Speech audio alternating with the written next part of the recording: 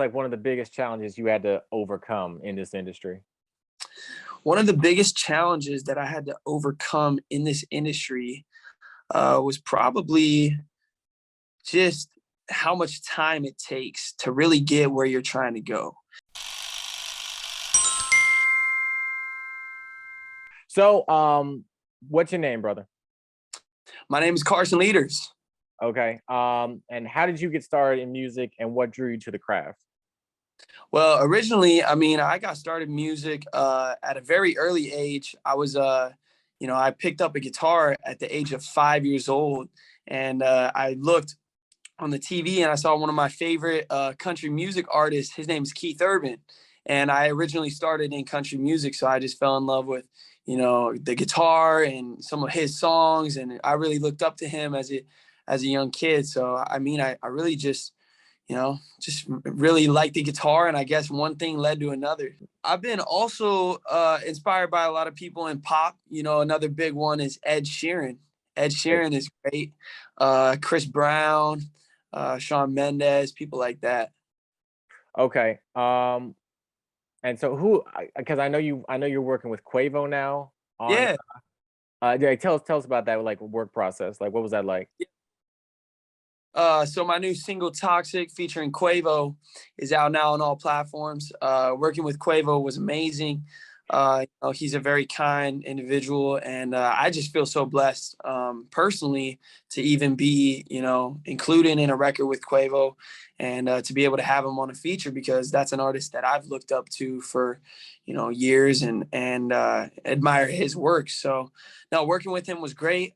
We got in the studio, and he actually recorded it in Atlanta, sent over the verse, and I heard it for the first time, and I was like, wow, man, this is unbelievable.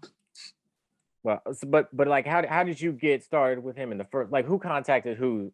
Okay, yeah. So it's actually kind of a funny story. My manager sat next to Quavo on the airplane, Okay. and so he started talking to Quavo, and they just started talking, and one thing led to another, and then after they had landed from their flight, my manager FaceTimed me and put Quavo on the phone, so I was able to FaceTime with him.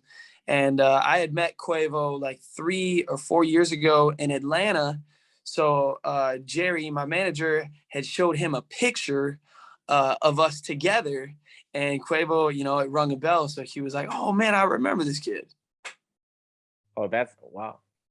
Yeah, it's kind of a crazy story, man, but I feel like it was all just meant to happen. That sounds like you manifested that. Yeah, man. I don't know if it was manifestation or maybe just God's plan. But like, who are some singers you want to collaborate with in the future, though? Some singers that I have my eyes on, and musicians really. I love Ed Sheeran, man. That's like an all-time goal. Ed Sheeran is really awesome. I like people like Shawn Mendes, Chris Brown. I like a couple rappers, Moneybagg Yo. Obviously Quavo was up there. Yeah. So, what was like one of the biggest challenges you had to overcome in this industry? One of the biggest challenges that I had to overcome in this industry was probably just how much time it takes to really get where you're trying to go. And, I've been doing this for a while. I've been playing the guitar since I was super young, singing since I was super young, and I really just never really gave up and just kept on trying to work. So I just try to get another song out, try to learn a new maybe cover, put a new Instagram post up, stuff like that. And after time, man, that all leads up, and hard work never fails. So that's where I kind of get my I guess that's, yeah. Sorry, that sound I lost my train of thought for a minute. But I would just say mainly hard work leads to success. Yeah, that's fair. That's what's one thing you would change about the music industry? One thing I would change about the music industry, wow.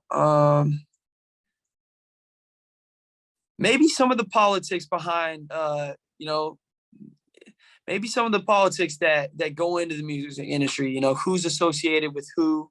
And I don't know. I mean, not in a bad, I'm not saying that in a bad way, but I would just say the music industry is, you know, it's ran off of a lot of relationship. So, man, that's a good question. Maybe I would change, uh, man, I'm gonna have to think about that one. That's a hard question because, you know, like I was thinking about it. I probably wouldn't change who's associated with each other. I would just change how you got in relationship to important people.